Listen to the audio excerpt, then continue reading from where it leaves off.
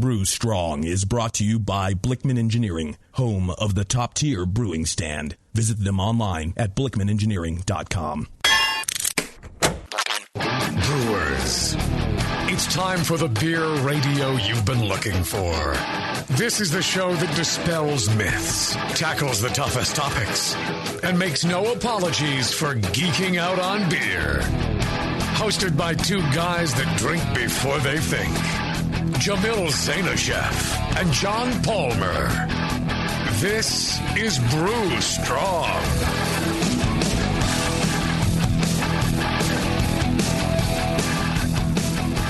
All right, we're back. All right.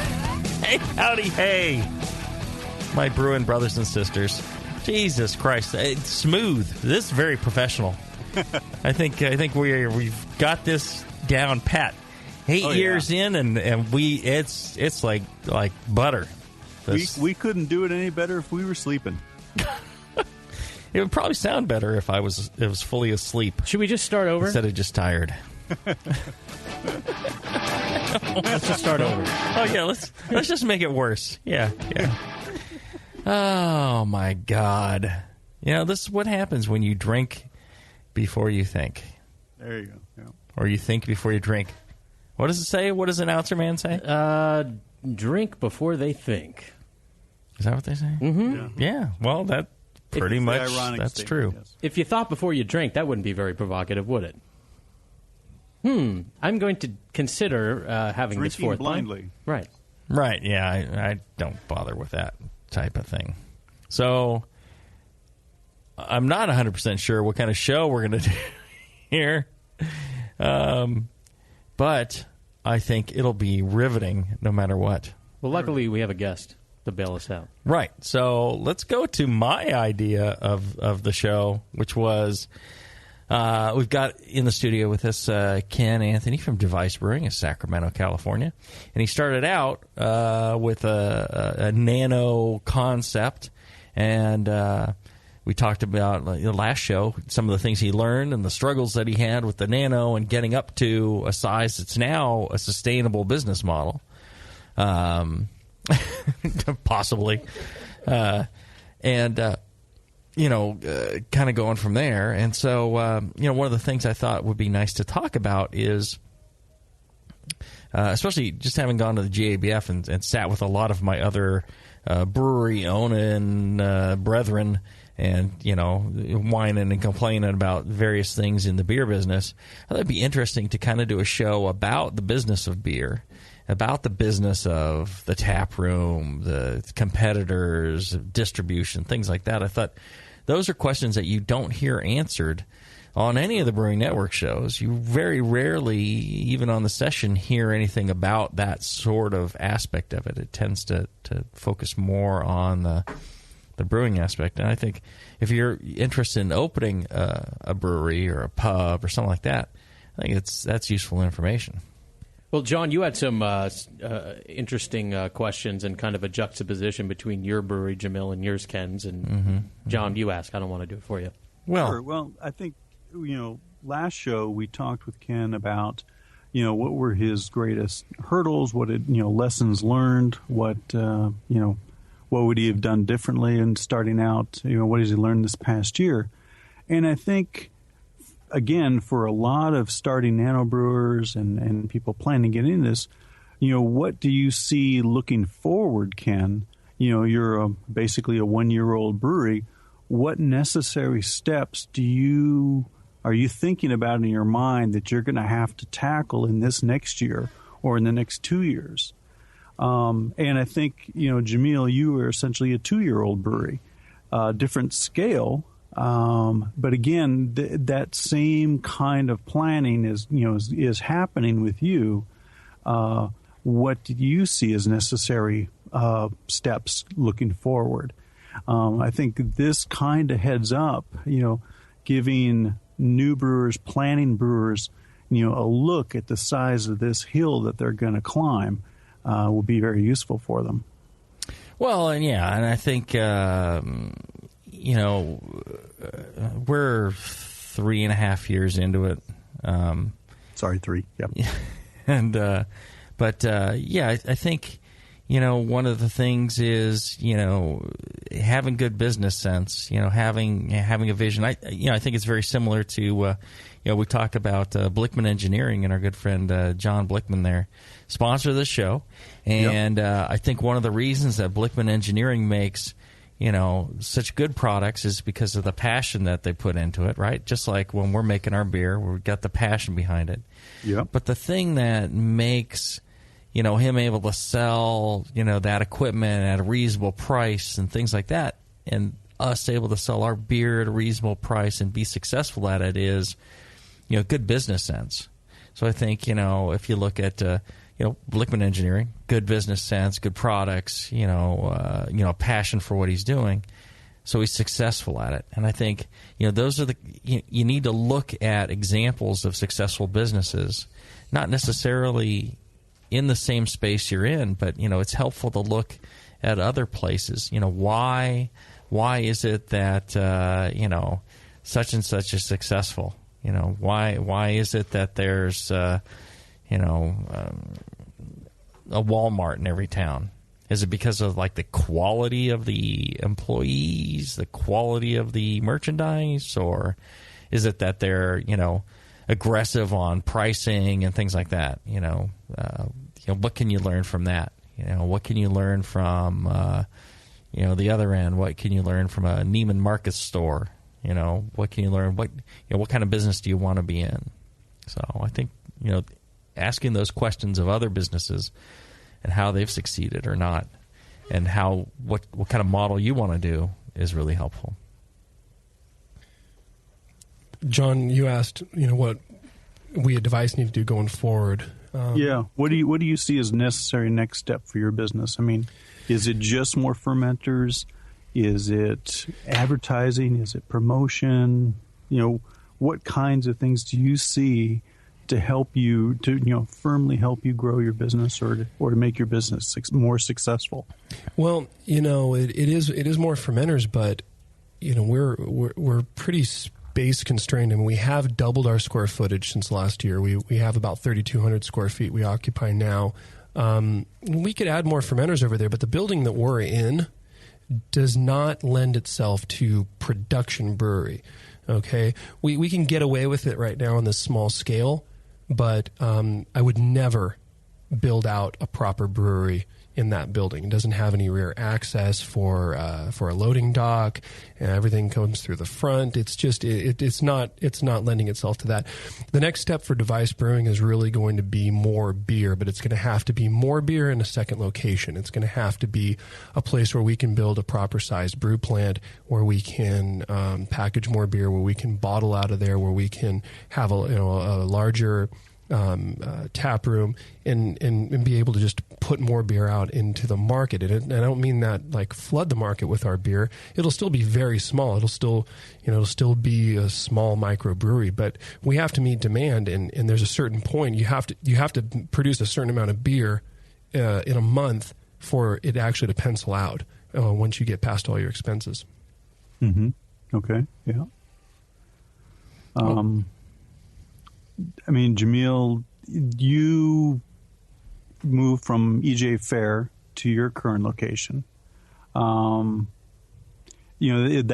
kind of the same, a little bit of the same scenario, although you had other pressures at where you were sharing the brewing plant, I guess. Yeah. People have asked me, would you have done the same thing, And I think that, that whole scenario, I used to think, well, that, helped us get started, but in the long run, we would have been far better off to just go ahead and build out the first brew plant, do it properly, and, we'd probably be twice the volume we are right now. So why is that? There was just a lot of constraints on sharing a building and a brew plant with another brewery. Fermentation space and so on. Yeah, they didn't want us to add more, but we needed to add more space. So we spent a year, 2 years not able to produce any more beer. It was, we were just stuck at a given volume. So that was rough. Mm-hmm. Had we been able to add more fermenters, then it might have worked out better. But it was just the whole facility wasn't quite laid out. It was put into a really cool building, but a building not really, like Ken's saying, ideal for a brewery. There was a very low ceilinged basement area where everything had to go, and everything had to go up and down, and it was just we spent a tremendous amount of labor on that. So, here's one of the things you asked about, for the future, going to this new facility, I've planned for the future. I have my vision of growth up to 60, 70,000 barrels, huge growth. Mm-hmm. And I can see every step from when I signed the lease on the building to that volume in that building. And then I have a pretty good idea of what we would do to go past that. But I've got all that mapped out. So that's, a considerable amount mapped out to, here's where we put this, here's what the next step is, this is what we need in order to, keep that going. So I think, a lot of times when I meet people who have these ideas of starting brewery, they have not mapped out how they're going to grow. They're just like, I'm just trying to get open. And they're accepting buildings that, won't allow them to grow. They're accepting, conditions from the landlords or the city or things like that won't allow them to grow. They're taking a lot of restrictions on themselves that are going to prevent them from actually being successful, because you got to grow. You got to get to a certain volume before you can actually sit there and enjoy a beer while other people work and actually make some money. Mm-hmm. Otherwise you're just struggling for not even minimum wage. Okay, I want to go back to Ken here for a second. Ken, when you moved into your current location, I remember you saying that it was kind of ideal in that it was a restaurant previously, so it worked out very well as a nano micro brew pub, and so on. Do you see, now that you've been there and you're producing beer that's meeting demand, and you can see that you have more demand that you can fill, describe your view of your vision, your business plan. Could you be successful, or could you be satisfied kind of branching into more of a restaurant situation in your current building, instead of going to an outside production beer plant? Yeah, how does that kind of play out in your mind? Where our kettles sit is where you would put a kitchen. That's the space that we're utilizing. We've got the space next door. It's a warehouse, and we've got cold storage, and we've got dry storage. We've got a lot of things going on next door. We've got an office, but we could move everything to Suite B and then possibly take Suite C to do production, but we would have to invest a tremendous amount of capital to do the infrastructure work in Suite B that would be required for the electrical, the gas, ventilation, drainage, you name it. And in the end, it's the wrong building to do it in. Okay. A lot of our customers say, well, please don't move away. You're our neighborhood brewery. We love coming here. We can ride our bikes down the street. It's so close. It's on my way home from work. We hear that a lot. And so we try to reassure our customers and say, look, if we can help it, this tasting room is not going to go anywhere. We may keep the small brew plant there to do, small batch, experimental, seasonal, one-offs, collaborations, you name it. But at some point, it's going to become absolutely necessary as we grow, as our brand recognition grows, as our demand grows. There's going to be a point where we absolutely cannot feasibly brew the amount of beer we need to brew in that location. But we would like to keep that location open. Okay, yeah. Let's do this. Let's take a short break. When we come back, more of your questions and more answers right after this. Tonight is of the night. We bring the creature to life, Dr. Blickmanstein? Yes, J.P. Gore. Everything is perfect for my next fermented creation. But Roger, the storm is too far away. We'll never have enough power to isomerize the creature's alpha acid. Yes, J.P. Gore, we will. For I have in my possession the Tower of Power! Blickman's new Tower of Power is the evolution of automation. Control hot liquor, sparge, and mash temps like a pro. The Tower of Power is a high-quality gas-fired rim system that works with your current brewing setup. With ultra precision, the tower can hold your mash to 1/2 of a degree Fahrenheit. Precision and repeatability. The Tower of Power is the answer to automatic, fast ramp times. See more at BlickmanEngineering.com. Bring your next creation to life with the Tower of Power. Dr. Blickmanstein, with the Tower of Power, you can probably give me an afternoon at the pub to enjoy a pint. Don't be silly, J.P. Gore. We have beer to brew. Since the first time the Brewing Network microphones turned on, More Beer was behind it. More Beer sponsors the programming on the BN because, like you, they love brewing. And like the Brewing Network, they love sharing their knowledge. Morebeer.com isn't just a website to place your next equipment or ingredient order. Morebeer.com also gives you access to free beer information that will make you a better brewer. Go to morebeer.com and click into the Learning Center. You'll find podcasts, technical facts, video tutorials, and more, including access to The Buzz, More Beer's social network of more than 5,000 members. And some of them might even be crazier about beer than you are. Get over to morebeer.com today and take advantage of The Buzz, the forum, the Learning Center, and make sure you're signed up to receive the newest More Beer catalog. More Beer, bringing you absolutely everything for beer making. Hey, dude, you know what beer this is? Oh, no, all the labels are falling off. Yeah, or the ink is run. Well, if it's the pale ale, you're good, but stay away from the quote-unquote Belgian. Oh, man, this guy needs to get some grog tags.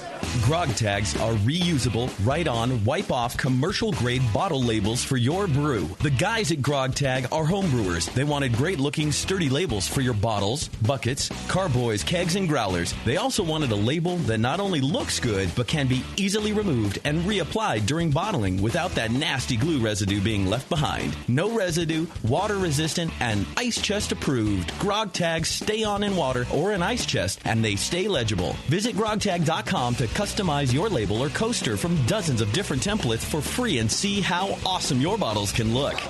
Ugh, it's that pseudo-Belgian. Yeah, we're getting him some grog tags, dude. Grog Tag. At least your beer will look good. grogtag.com. When I order a beer, I want my server to know more about it than I do. I want someone who enjoys good beer and loves helping others enjoy it too. I want someone who knows how to pour a perfect pint for every beer style. I want a Cicerone. The Cicerone Certification Program is creating the type of people who help you enjoy great beer. Home brewers and craft beer lovers know beer is more flavorful and complex than ever, and it takes some serious knowledge to store and serve beer right. Cicerones know beer. There are 3 levels in the Cicerone program: Certified Beer Server, Certified Cicerone, and Master Cicerone. Cicerones are truly the sommeliers of beer. The best beer locations have a Certified Cicerone on staff. Relaxed and unpretentious. Cicerones are tested on storing and serving beer, beer styles, flavor and tasting, the brewing process and ingredients, and pairing food with beer. Learn more about your next beer guide at cicerone.org. Certified Cicerone, because it takes top talent to present a perfect pint.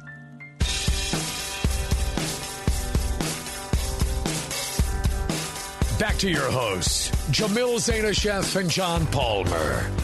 Putting the testicles in technical. This is Brew Strong.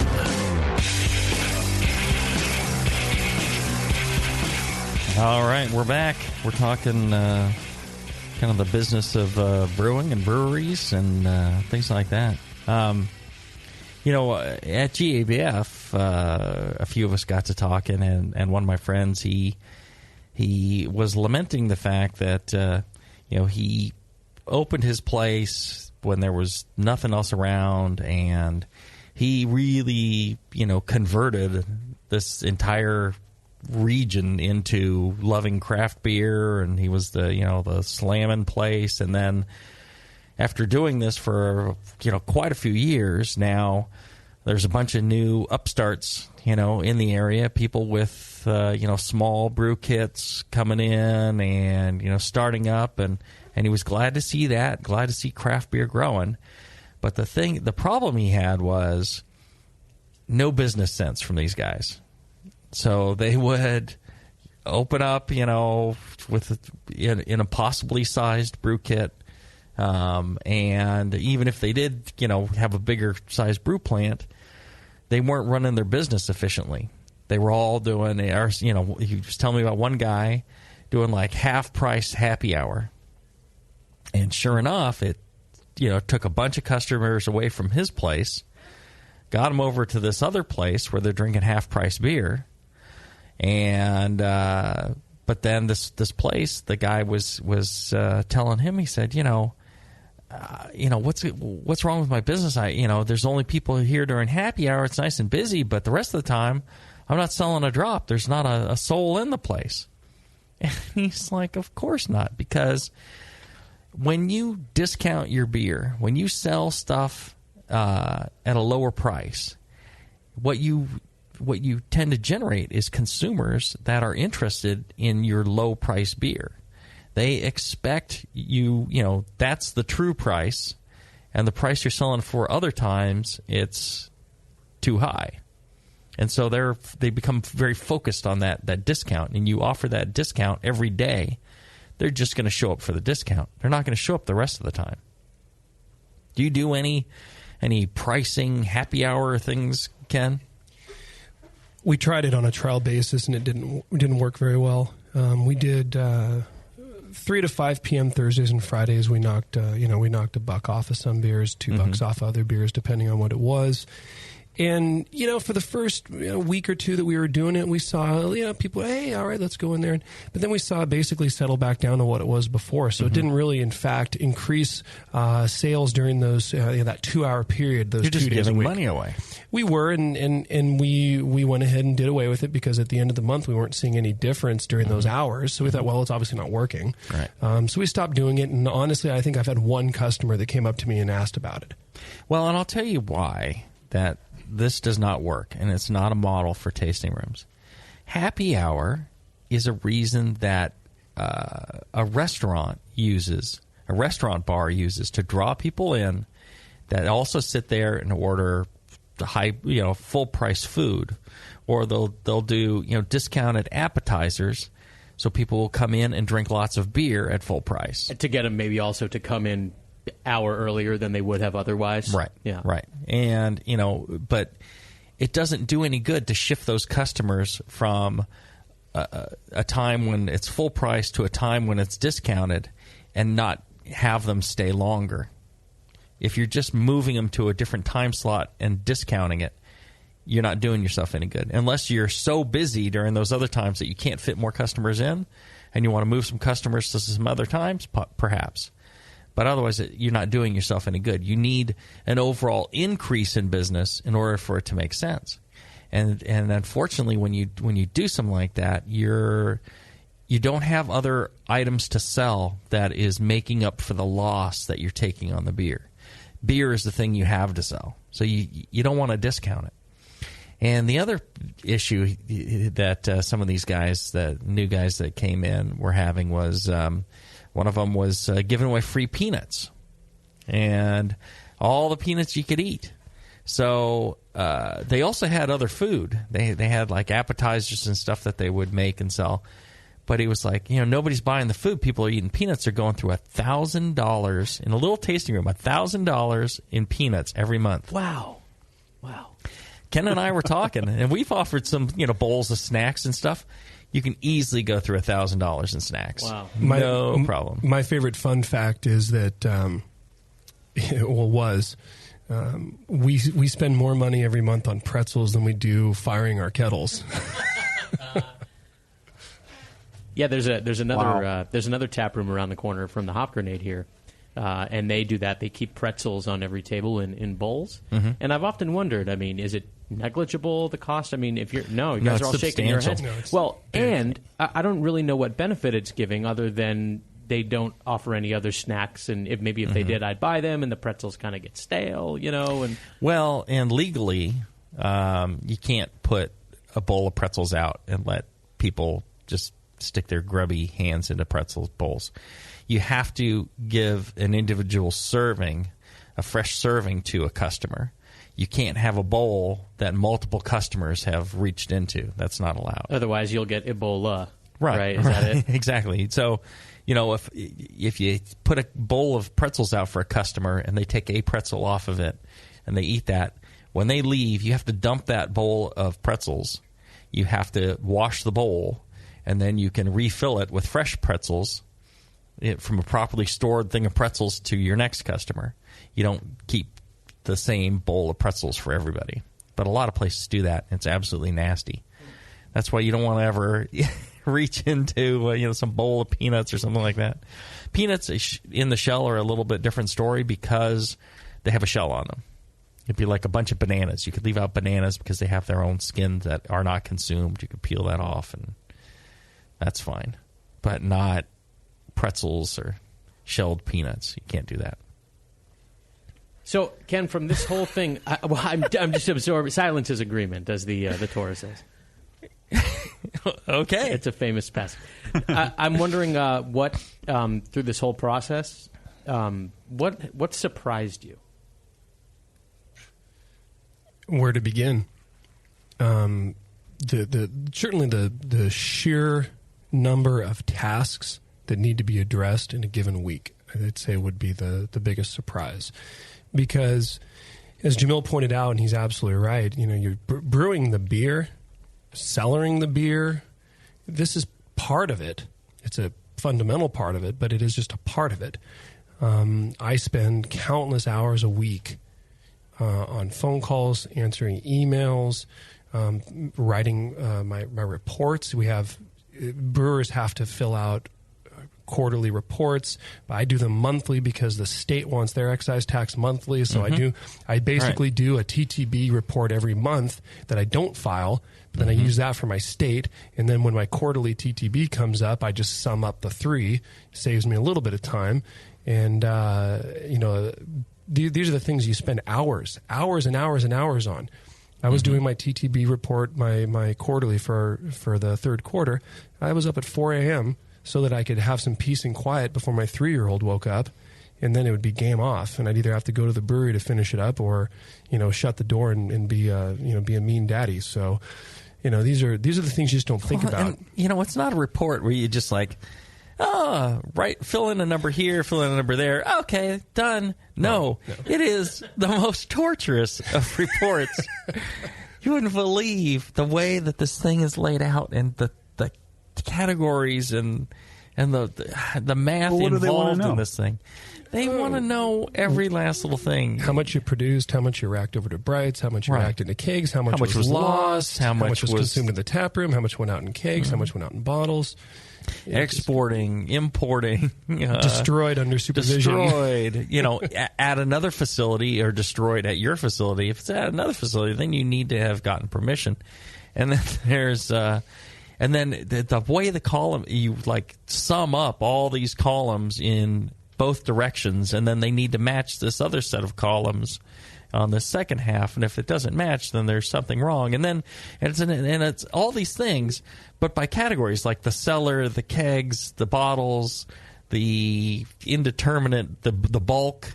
I mean, we actually did some beer for a distillery, and that's a whole nother category. And it's like, oh my God, how, it's just and it's not just that. You actually have to track. You have to have log sheets with your signature under the penalty of perjury that's the true inventory every month, that's what you kegged, that's what you bottled, that's what you racked, that's what you produced. All that stuff has to be kept. You have to keep every little bit of paper. You have to keep paperwork on all the materials that came in.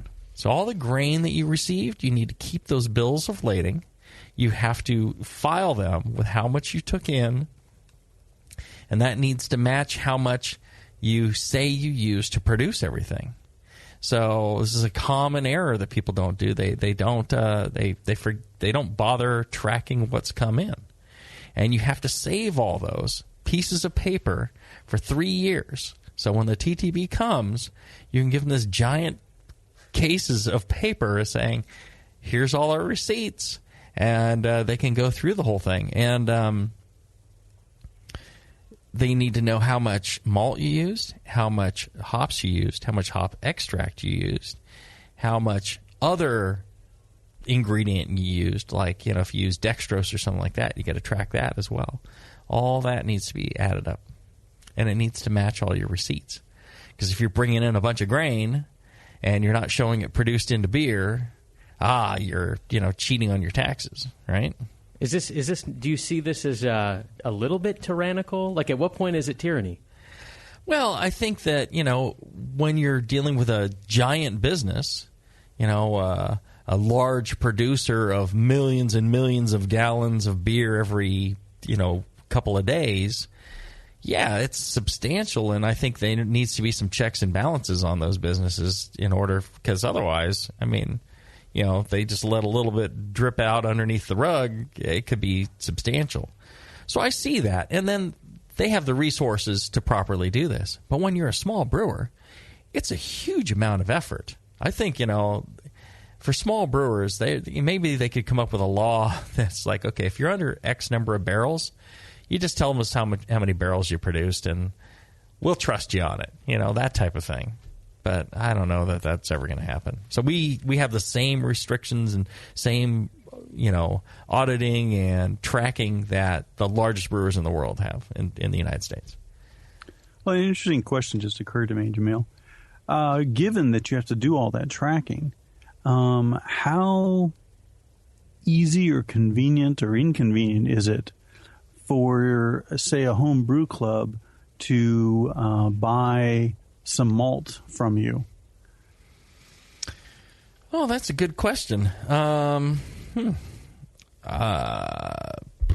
We haven't sold any malt to any home brewers, but John needs some. That's why he's asking. Right? Yeah. Hey, buddy. I don't know. I'm not sure how you track that. I guess you would just track it as a sale out from the brewery, and it's just as long as you're keeping track of that, and then you should be good. Well, and if you figure how much malt does a homebrew club really need compared to the amount of malt you brought in, and your malt reporting relative to the number of barrels you produced, there's obviously some variance there. So efficiency and you could let a sack go here and there, and it probably wouldn't affect it. But I haven't given away any malt either. But I have given away yeast. But the TTB doesn't ask us to report our yeast. Right. That's next. Yeah.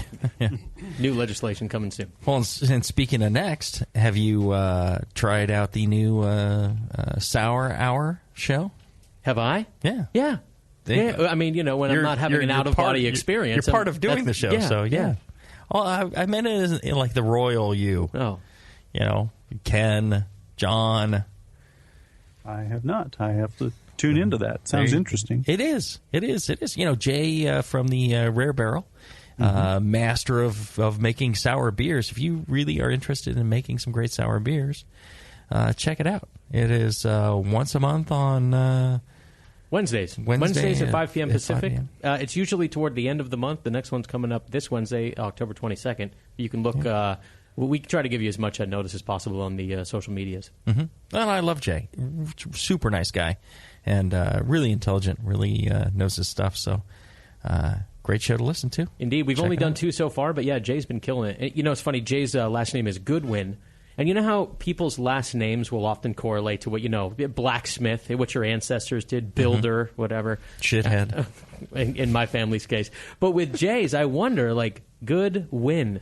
I mean, that's what his ancestors were obviously a good flock, right?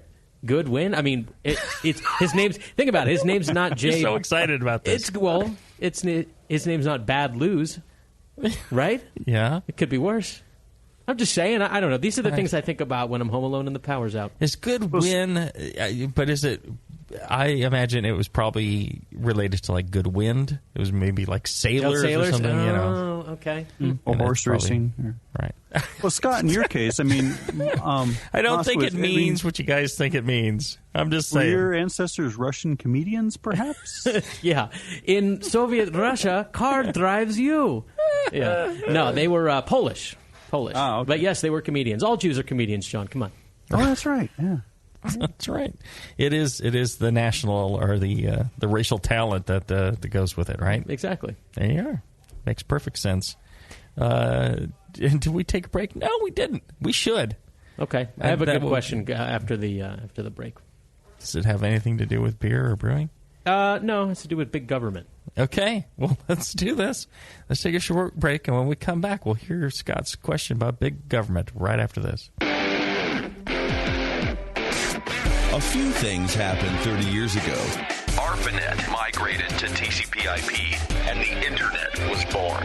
Revenge of the Jedi was renamed Return of the Jedi and opened in theaters. Mila Kunis and Emily Blunt were born, beginning a rad fantasy in my mind. But all of that pales next to the fact that HopTech opened its doors and began blowing homebrewers right out of their mash tuns. HopTech doesn't fuck around. Real people shipping awesome shit straight to you. Their new website is fast and easy to navigate. Or just call 800-379-4677 and let badass bitch Jade and the gadget guy Roberto blow their warm load of customer service all over you. So visit the site or visit the store in Dublin, California, and support those that support you. Get your brewing on at hoptech.com. The 21st Amendment. Watch out! Do you like beer? They make beer. Watch out! Do you like friends and fun? They make friends and fun. Watch out! Do you still like to have a good time? The 21st Amendment. Watch out! The 21st Amendment in San Francisco, located at 563 2nd Street, 2 blocks from the building where baseball is seen and played. Try their beers in the pub or try them in the can, featuring Monk's Blood. Made with real monk. Watch out! So why not have the best time of your life? Go to the 21A and Sean O'Sullivan will personally greet you with a can of Monk's Blood. The 21st Amendment. Watch out! This advertisement is not in any way affiliated nor associated with the 21st Amendment Bar and Pub, nor its subsidiaries or affiliates. This telecast is not copywritten by the 21st Amendment for the private use of the Brewing Network. Any use of this telecast without Jamil Zainashev's consent is prohibited. Suck it, JP. Hey, my brewing brothers and sisters. This is Jamil Zainashev, and I love a bold, hoppy beer, one that spits resin in your face and makes you cry uncle. There are a lot of great hoppy beers out there, but at Heretic, we want to make something as bold, dank, and resiny as possible. We use hops at every chance we get, including multiple dry hop additions. The result is Heretic Evil Cousin. This light golden, 8% Imperial IPA has an easy malt character that helps take the edge off the massive bittering, but it takes a back seat to the in-your-face hop character. We make sure this beer finishes dry so the hops can jump out and slam you in the taste buds. If you can't get enough hoppy goodness, Evil Cousin is your cup of tea. Cheers. Williams Brewing is your online resource for prompt delivery of quality home brewing supplies. Since 1979, Williams Brewing has offered the finest equipment and the freshest ingredients, backed by the best customer service in the business. Do you like to mash using efficient fly sparging, but would like an easy way to heat your strike and sparge water? Enter the new Brewer's Edge electric mash water heater, a plug-in, anywhere, precisely controlled heater for strike and sparge water. Ditch the fumes and second burner and make mashing easy. Go to williamsbrewing.com today and browse their vast selection. That's williamsbrewing.com. Orders placed by 4 p.m. Pacific Time weekdays ship the same day. Brewing is easy the Williams way. Are you a member of the American Homebrewers Association? Well, you should be. Members of the AHA can focus on brewing beer, and the AHA takes care of the rest. The American Homebrewers Association advocates on behalf of homebrewers like you to legalize the hobby in all 50 states and make sure that beer laws make sense. Plus, there are many great benefits that come with your AHA membership, like pub discounts that give you awesome deals at bars, restaurants, breweries, and more. Zymergy Magazine and eZymergy for tons of articles, how-tos, easy-to-follow recipes, and news about the hobby you love. And access to the members-only content on homebrewersassociation.org. But the AHA can't do it without your support. Join today so the American Homebrewers Association can keep fighting for your home brewing rights. Visit homebrewersassociation.org or join right now from the homepage of the Brewing Network website. Relax. Don't worry. It's the American Homebrewers Association. Back to the beer guys that make other beer guys look like wine guys. Brew Strong.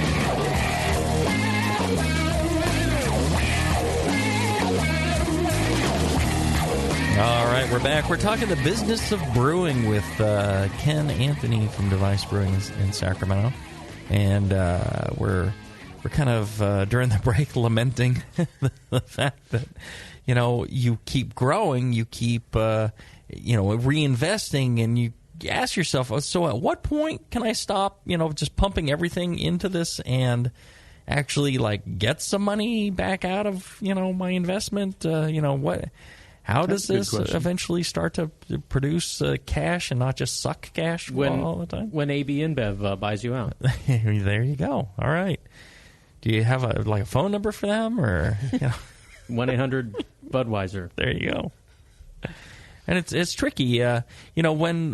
Back when I was first looking at the potential for a brewery, I was told, okay, at 5,000 barrels, that's when you get to a break even, or you kind of switch from it's just breaking even or just sucking up cash to it's actually generating cash. On a packaging brewery, on a brew pub, I was told 800 to 1,000 barrels, or around in there. And just recently, I was told by multiple people again when I asked, so at what point do I start actually making money?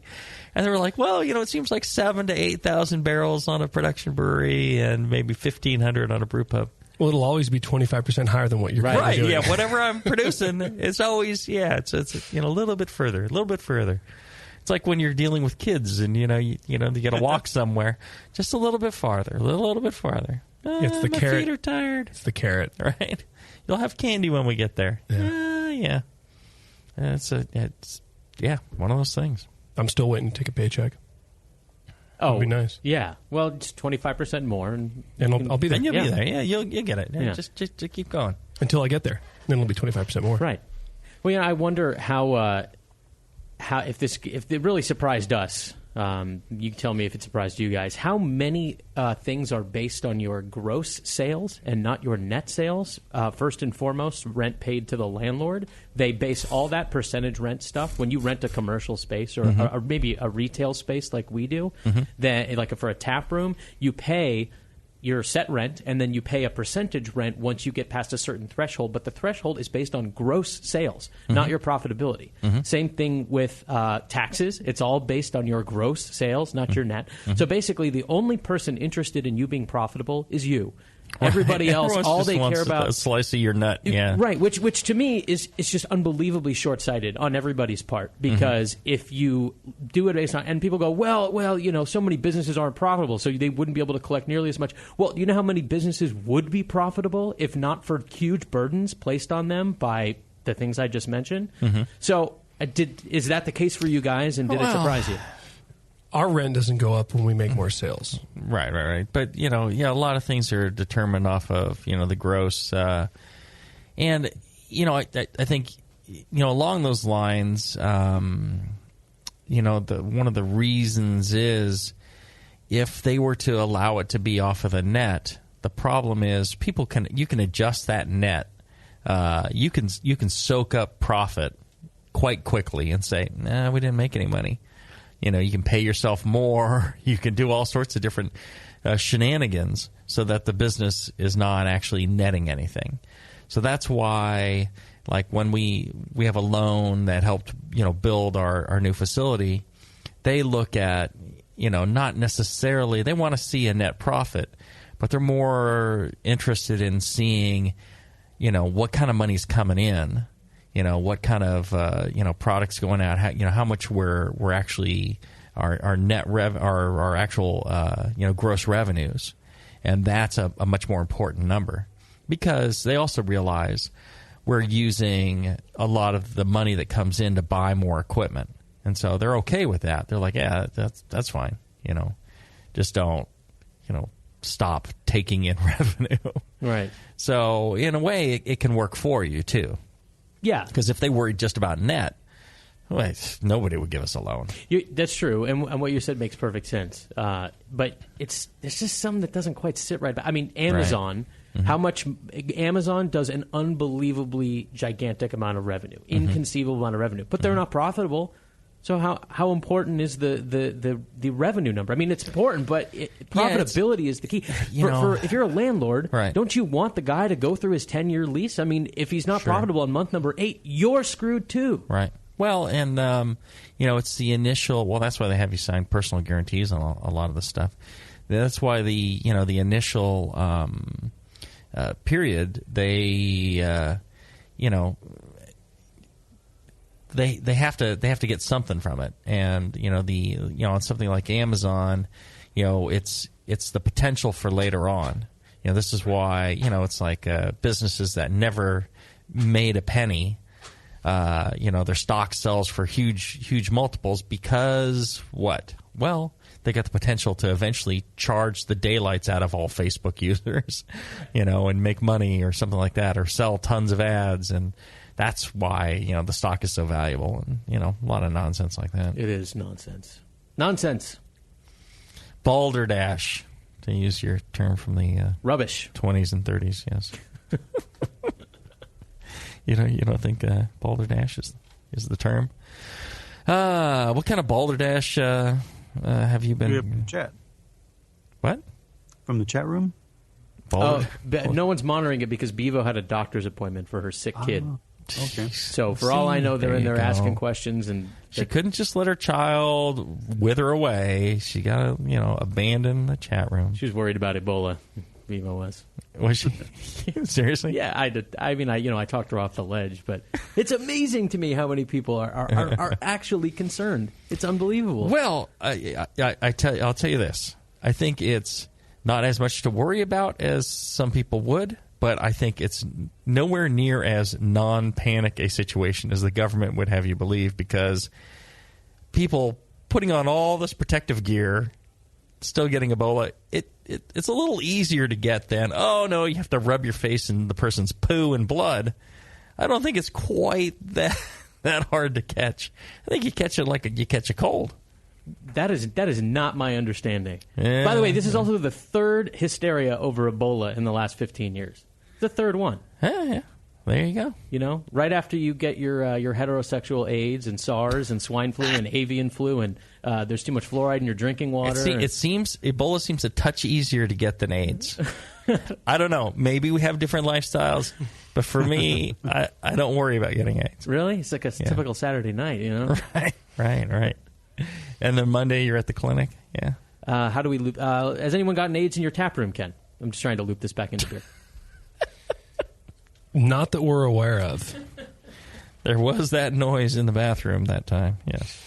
We did, however, have, and it's completely different, but we did have a customer that came in who was highly, highly allergic to gluten. And she hadn't had a beer in 10 years because of her gluten allergy. Celiac, right? Mm-hmm. So she said to me, do you make any ciders? I said, well, no, I don't make a cider. It's a winemaker's license. We make beer here. And she said, well, I'm allergic to gluten and I can't have gluten. I said, well, we do add White Labs Clarity Firm to all our beers. She said, well, what does that mean? I said, well, it not only helps clear up the beer, but also makes it, below, on average, below 20 parts per million of gluten. So she said she wanted to try a beer, and I told her, well, I can't guarantee that this stuff works as well as they say it does. So I gave her a beer. She had a beer. Half hour later, she came back, had another beer. I said, how do you feel? She said, I feel great. I said, well, email me tomorrow. So she emailed me the next day and said that she was absolutely blown away that White Labs Clarity Firm was her savior for beer drinking. Wow. And she had absolutely no ill effects from it. So that's amazing. What does that stuff do? Well, I mean, it's an anti-haze. Yeah, it's an enzyme that breaks apart the gluten molecule. Well, and what it's working on is the proteins that cause the issue with for celiacs. It's that specific spot, and it's really just for clarity, so it doesn't bond with the tannins and form this tannin polyphenol complex thing and cause haze. So it's just trying to stop that, but lo and behold, I can tell you that there's a good explanation of the whole gluten and enzyme celiac relationship in the new upcoming malt book from Brewers Publications that John Mallow wrote. There you go. Do they talk about such things as gluten and celiacs on the Dr. Homebrew Show? I believe, they cover all topics on the Dr. Homebrew Show. Well, there you go. That's another great show from the Brewing Network that you can listen to. You got this fine dangling turd here we call Brew Strong. You got the other dangling turd I do called the Jamil Show. You got the session. That's quality. That's some good laughs and some good information. Lots of fiber in that turd. Or what was it? Grain? Lots of bran. Lots of bran in that one. And then you got your Dr. Homebrew, where they talk about the improving your homebrew. You got the Sour Hour.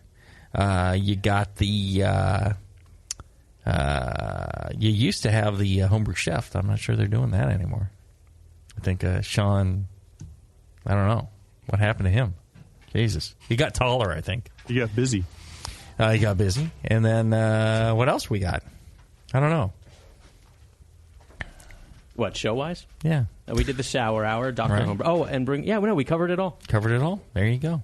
So lots of good things to listen to. And, it's from fine sponsors like Blickman Engineering that these shows are possible. So check out the sponsors as you get a chance. Where do you add the White Labs product in the process? How do you add it? At knockout. Okay. So it goes into during fermentation. Okay. It goes into unfermented chilled wort. But I was wondering if it should be possible to just add it to fermented beer, shake it up, let it settle, and it should eventually work the same. Yeah, it should. Is it just in a vial? It just looks like a yeast pitch? No, it's a clear liquid. It's in a jug. Yeah, it's a clear liquid. We dose a certain number of fluid ounces per barrel. They sell it in homebrew little tube sizes. Okay, and it's just flavorless, odorless, clear liquid? I've never tasted it. It's clear, though. Well, it has to be flavorless, right? I mean, if you're adding it to beer. I've never tasted it. Right. It may have some sort of flavor. Who knows? But it's a small number. I mean, let's put it to you this way. I do about about an ounce or less of fluid ounce per 105 gallons of beer. If he was to add something very flavorful, like a dose of love into the beer, you wouldn't taste that. You wouldn't taste the love. So there you go. I've tasted it before, and it has a flavor. There you go. And you wouldn't notice that. So this you wouldn't notice either. But yeah, in theory, you could just add this to any beer that you wanted to drink, shake it up, and let it settle, and you'd probably be good. Seems reasonable. Yeah. Well, we got a good question about market saturation maybe after the break. Yeah, let's take a short break. When we come back, we'll get to the caller on the phone right after this. And now, Northern Brewer presents What If Homebrewers Ruled the World? Ladies and gentlemen, if you'll follow me, I will lead you into the gallery area. Now, the first piece up for sale today is a Jamil Zainashev original, a bottle of 1997 vintage Evil Twin. I see. A bidding for this one-of-a-kind piece will start at £7,000. And if you'll continue to follow me, ladies and gentlemen, I can show you a rather abstract piece from Bay Area brewer Justin Crossley.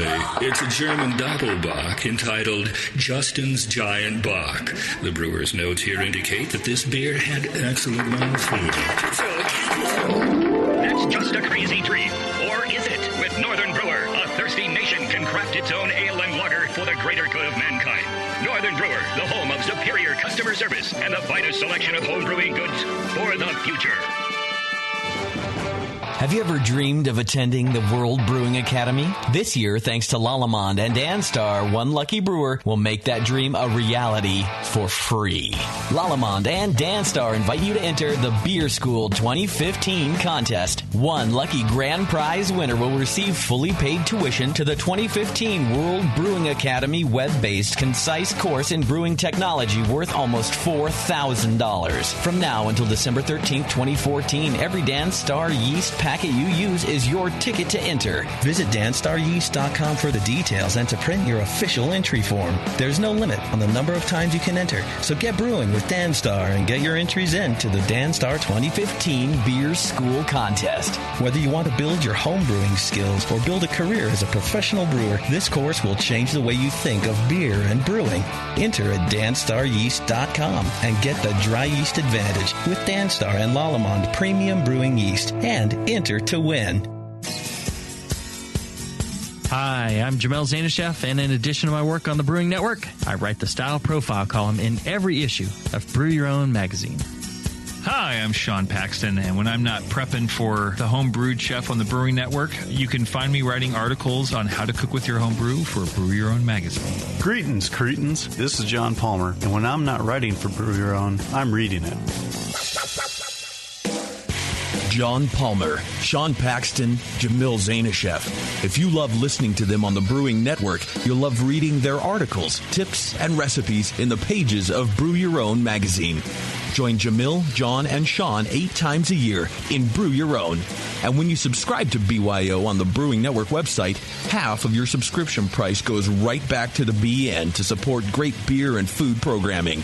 So sign up for Brew Your Own magazine through the BN website today so you can listen and read your way to better homebrew.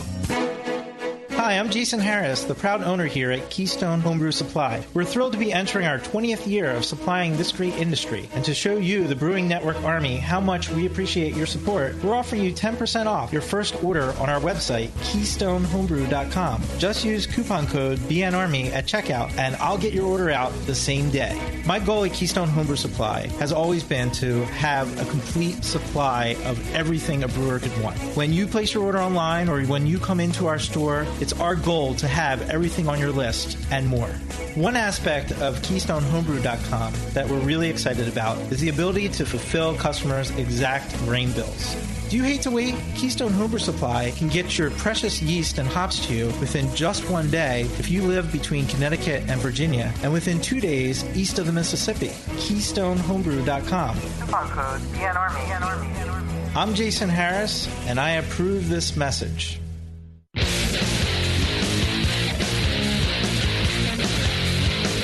Back to the two guys that know how to turn beer into beer. This is Brew Strong.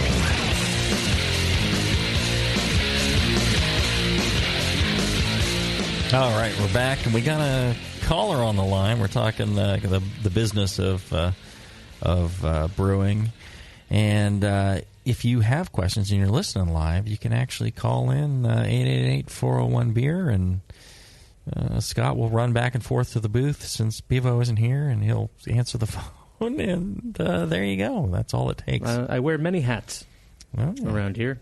None of them are red. But I like the tassel on that one. Blind guy. Hey, blind guy. Hey, what's up, dude? It's our friend, the blind guy. Hey, guys. Hey. What's your question? I guess you're all preparing for the Giants to win this series, huh? Is that why this is on a Friday in the middle of the afternoon? Because it's going to be don't you jinx out of it. Control. Don't you jinx it. This is the only time we're sober enough to do a show. Let me tell you, the only reason if the Sox were in it to win it, you guys, I'm sorry. They're going through a building phase, so they said, hey, we're going to leave it to somebody else. Uh-huh. Well, I'm glad it's us. I'm glad it's us. I've got this internal turmoil going on, and it's the image is, imagine if you will, John Belushi in an Angels outfit on one shoulder, and John on the other shoulder in a Devil's outfit. And every time John whispers sweet nothings about even thinking about getting into the brewery business, the other one runs across my shoulder and beats the hell out of him with a pitchfork. Yeah. Like, what was it, the old samurai delicatessen in laundry, right? Yes. Okay, listen. Here's my question. The BA has reported something on the order of, what, 3,500 permits applied for in just the first 6 months of this year.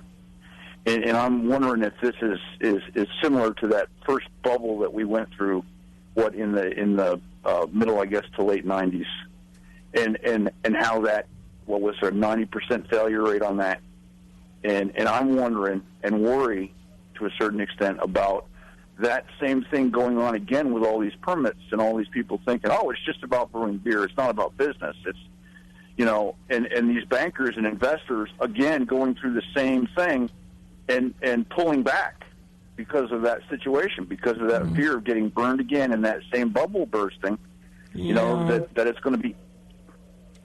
Well, let me clarify real quick first. Yeah. So there's about 3,500 operating breweries now, and you're saying, Blind Guy, that 3,500 more applied just this year in the first 6 months.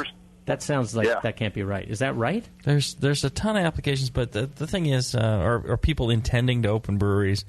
Out of the number of people that intend to open a brewery, you know, only like 10% actually get to the point where they get licensed and start producing beer. Okay. I mean, there's the bubble back in the past, and you know, so a couple of things, and now I've lost my train of thought because Scott just messed me up, man. With his glowing red beard, I just can't, you know, focus. Focus on my jersey. Focus on San Francisco, blazoned across my chest. Stop rubbing your breasts. That's distracting me again. No. So here's one of the things about the people who are coming into the market now, and the people who came in the market back in the 90s that screwed things up. I don't believe, you know, when it's the people who know about beer, that are passionate about beer, can brew great beer, and don't know a lot about business, I think, you know, that's not as much a problem for the industry. Yeah, some of those people go out because they didn't have enough capital. I think the people that are a real problem for the industry are, and I see this now and I saw this back then, it's people who are going in just because they think it's a business they can make money at. They're like, well, this craft beer thing, look, there, you know, here's, you know, sales going through the roof. We can make a lot of money at that. Think about that. And, you know, they buy a place, they buy some equipment, and they know nothing about what they're doing. They don't homebrew, they don't know good beer. I know of some examples where guy knows restaurants, has a bunch of restaurants, no clue that the beer they're brewing is horrible. He's, you know, spreading it out to his 5 restaurants. He's doing this, doing that, and you know, people that you know, for them it's a commodity. And what's the cheapest source of beer? Oh, brew your own. Okay, yeah, let's do that. And that, I think, hurts the business. That, I think, hurts the industry. Those people I want to see go away. And those people will go away because they're going to realize, oh, we're not making any money at this thing. And those are the kind of people where, you know, they're more, you know, business related, and they'll have, you know, got extended credit, and that will hurt, you know, the availability of money to breweries and things like that. So, yeah, you got to be more like Ken. You got to be like, hey, I'll fund this whole thing myself. You know, I'm not taking any money from anybody. You know, so you're not worried about, you know, what kind of loans you're going to get, things like that. Quality first, yeah. So I wonder if people people in the late 90s bubble maybe got into it for the brewing, and people that are doing it now are getting into it for the business. Is that fair to say? In the 90s, the same thing happened. It was like, oh, look at this craft beer thing, and then people just buying in, that with no knowledge of beer, and that's when you get crappy products. And we're talking to an audience. We're talking to an audience that is really into the passionate brewing about beer thing, and they don't know the business. But the people entering are maybe the opposite. I have less worry about people who. I mean, I worry that they don't know the business aspect. But at least, I think if you understand the product, you're not going to get squeezed out on a bad product angle. When there's a lot of people in the marketplace, it's like when there's 9 frozen yogurt shops, that go into a town. It shakes out because, a lot of them just don't know how to run a business. The yogurt was the same everywhere. Right. If you can differentiate and make better yogurt, well, that saves you. And I think in the beer world that's true too. But keep in mind, for the vast majority of the population, craft beer is a commodity. It isn't an exciting thing where you know about the different breweries. That's a small segment of the population. Right. It is just another commodity. And since we're all in that segment, we can kind of get lost in that and think that everybody thinks that way, but almost nobody does. In point of fact. Yep. Blind Guy, thanks for the call, man. Always good to hear from you. I've got some friends, other brewers that brew for various different breweries who they don't have creative control because they have a couple of investors, the people who are truly behind the brewery financially, and those people are in it because it's the hot thing. It's craft beer. We're gonna move in. We're gonna open this thing up. We're gonna kill it, and then the brewer is sitting there going, no, this is how we've got to do it, but they don't have the chips to play with.